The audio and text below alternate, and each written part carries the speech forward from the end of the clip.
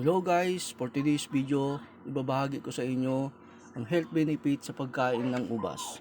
Ang ubas ay ilan sa pinakakilala at paboritong prutas sa buong mundo. Bukod sa madali itong kainin, mataas din ang ubas sa phytochemicals. Nakakatulong ito sa pagpapababa ng panganib ng chronic diseases, kabilang na ang ilang uri ng kanser at mga sakit sa puso. Ano ang iba pang mga benepisyo ng ubas?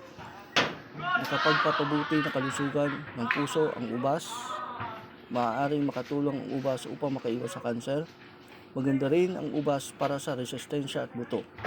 Nagbibigay ng proteksyon ang ubas laban sa diabetes.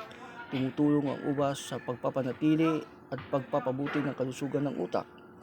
Nakakatulong sa may anemia, nakakatulong laban sa heart disease, pinabababa ang cholesterol level, nakakatulong sa digestion at constipation, at marami pang benepisyo. Yan po ang kahalagahan sa pagkain ng ubas na napakabuti sa ating kalusugan. Sana po ay may natutunan kayo sa araw na ito.